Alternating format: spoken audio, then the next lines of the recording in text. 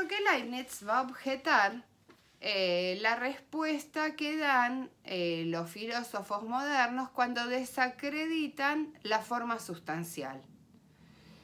Leibniz considera que la forma sustancial es una explicación general o filosófica de la realidad que no nos proporcionan las causas mecánicas. Y los filósofos antiguos también se equivocan cuando pretenden explicar los fenómenos particulares de las ciencias ignorando las causas mecánicas.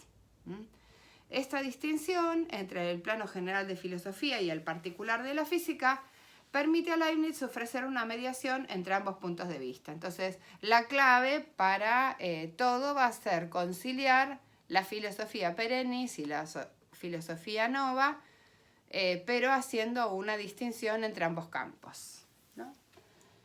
Entonces, ¿dónde va a partir de un descubrimiento que hace,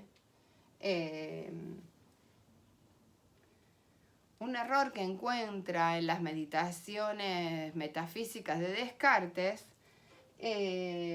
respecto del problema de la extensión? No sé si ustedes recuerdan ese pasaje de las meditaciones metafísicas en donde Descartes dice, tengo en mis manos y lo hace a propósito, o sea, habla de un objeto particular, tengo en mis manos un pedazo de cera, ¿no? De cera sacada de un panal de abejas, ¿no? Esta cera tiene olor a miel, tiene sabor, si la golpeo hace ruido, tiene color amarillento, qué sé yo, cremoso, color crema, no sé, beige. Dice, y esta es toda la información que yo recibo por los sentidos. Ahora, si lo someto al calor, se derrite, pierde la dureza, pierde el olor, pierde el sabor, pierde la consistencia, y lo único que me permite, o sea, se pregunta a sí mismo, ¿es esta la misma cera? Descartes dice sí, ¿y dónde encuentro esa verdad? En el intelecto. ¿Por qué? Porque sigue ocupando un lugar en el espacio, porque es un cuerpo y un cuerpo ocupa un lugar en el espacio. Y considera que esta determinación, o sea, la extensión, al punto que la va a llamar res extensa o sustancia extensa, cosa extensa, es la extensión, la característica central de los cuerpos. Y esto es lo que va a objetar Leibniz, ¿no? Va a decir que la extensión cartesiana no puede ser la esencia de los cuerpos porque no basta por sí sola para explicar todas las propiedades corpóreas. No explica, por ejemplo, la inercia, que es la resistencia que el cuerpo le opone al movimiento. O sea, la extensión no explicaría la resistencia del cuerpo al movimiento, hasta el punto de que se requiere de una fuerza para iniciar el movimiento de ese cuerpo. Esto significa que hay algo más allá, y acá es donde se conecta con la explicación del Fedón, hay algo más allá de la extensión y del movimiento. Y de esta fuerza va a proceder tanto el movimiento como la extensión. Entonces Leibniz corrige este error que comete Descartes en el campo de la física. Yo acá abajo les podría agregar la fórmula, pero bueno, en donde es una fórmula matemática. No se olviden que Descartes también es matemático y que obviamente Leibniz es matemático, ¿sí? Lo que va a llevar a Leibniz a una conclusión filosófica de importancia, que los elementos constitutivos de la realidad son algo que se hallan por encima del espacio, del tiempo y del movimiento. Es decir, podríamos llamar a esto las sustancias tan criticadas por los modernos, pero van a ser unas sustancias en algún sentido con otras características, ¿no es cierto? O sea, Leibniz entonces va a reintroducir estas sustancias, pero como principio de fuerza, ¿no? O sea, la característica de la sustancia va a ser la fuerza, el movimiento, no meramente como si fuera un sustrato que sostiene los cambios, ¿no? Que en el fondo es la sustancia aristotélica, porque si nos ponemos a pensar, la forma es acto, o sea, y es la que es uno de los componentes del movimiento, ¿no es cierto? Y del cambio. Pero bueno, acá está ajustada en vistas a esto, ¿no? A esta explicación que encuentra, a esta falla en la explicación que encuentra en las meditaciones metafísicas de Descartes. Entonces va a postular, para evitar un problema terminológico, a esta sustancia cuyo principio, o sea, que está regida por la fuerza, la va a llamar entelequia, ¿no? Está regida por la fuerza y por la vitalidad, ¿no? La va a llamar entelequia y le va a servir para indicar la sustancia en cuanto que posee determinación y perfección esencial y una propia finalidad interna, ¿sí? El otro término que va a utilizar, porque esto sería una sustancia fuerza, pero sustancia fuerza primigenia, única, una unidad, el otro nombre que va a usar entonces es mónadas, que viene de uno. Estas dos palabras en realidad las está usando para correrse de toda la... ¿cómo diríamos? Todo el prejuicio estaría mal, ¿no? Pero bueno, en el fondo sería el prejuicio que conlleva la palabra sustancia o toda la connotación que lleva la palabra sustancia en la época de Leibniz, y además que la idea de sustancia, tal como se concebía hasta ahí, era lo que estaba siendo cuestionada. Y entonces analiza otras dos cosas, analiza el espacio y el tiempo. Y va a proponer, y a mí me parece esto lo más interesante y lo más novedoso de Leibniz, va a proponer que el espacio entonces no puede coincidir con la naturaleza de los cuerpos, con la res extensa, ¿sí? El espacio va a ser un fenómeno, o sea, el modo en que se nos aparece ante nosotros la realidad. Y creo que además esto es un antecedente muy interesante para Kant, para el pensamiento de Kant, y después para la física, ¿no? O sea, lo que está proponiendo Leibniz es una gran novedad, es introducir,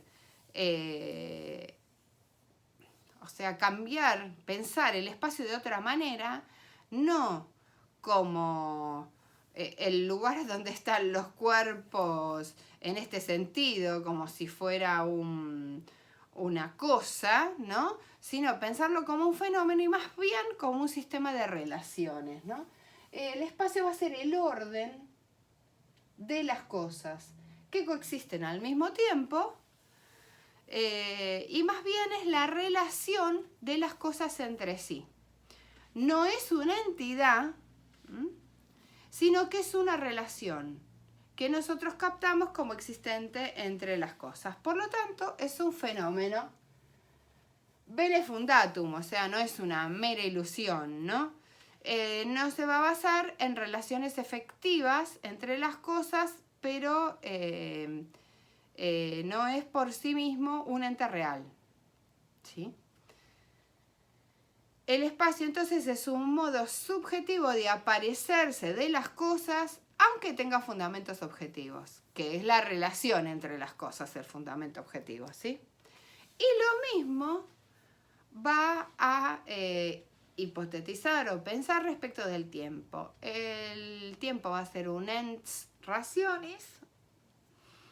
El tiempo, al igual que el espacio, no es una realidad subsistente, no es un ente, es un fenómeno, no es una cosa, es un fenómeno bene fundatum, es como las cosas se nos aparecen, por decir así, es una relación de coexistencia entre las cosas, y el tiempo va a ser una consecuencia fenoménica que surge de la relación de coexistencia entre las cosas, y es la consecuencia fenoménica de la sucesión entre las cosas. Y acá hay otra cosa interesante que después también la va a plantear Kant cuando hable de los sintéticos a priori, del ejemplo de la matemática, ¿no? Y cuando diga 7 más 5 igual a 12, no es un juicio analítico, sino un sintético a priori, porque porque el más lo que nos está indicando es esta relación de sucesión, ¿no? Es de que yo debo agregar elementos al 7 para que se transforme en 12 y que esta relación no está implícita en el 12, ¿sí? O sea, le va a servir para argumentar eso, ¿sí? El fundamento objetivo del tiempo va a residir entonces en el hecho de que las cosas preexisten, coexisten y postexisten, es decir, se suceden. De ahí obtenemos la idea de tiempo. A mí me parece que estas dos cuestiones, esta manera de ver el tiempo y el espacio, así como esta especie de coordinación entre la filosofía antigua y los descubrimientos modernos, es un logro y una idea maravillosa de Leibniz, ¿sí? Y entonces acá vamos a retomar un poquito. El espacio y el tiempo no son realidades en sí mismas, sino fenómenos consecuentes a la existencia de otras realidades. El espacio es el orden que convierte en situables a los objetos y mediante el cual estos, al existir juntos, tienen una posesión relacionada entre sí, ¿no? Que las podemos ubicar, por ejemplo, en un eje cartesiano. De igual modo, el tiempo es un orden similar en relación con las sucesivas posiciones de los objetos. Si no existiesen criaturas, empero, el espacio y el tiempo estarían como ideas en Dios. Si esto es así, entonces las leyes de la mecánica pierden su carácter de verdades matemáticas, o sea, de verdades lógicas, para asumir el carácter de leyes de conveniencia basadas en la regla de la mejor opción, de acuerdo con la cual Dios creó el cosmos.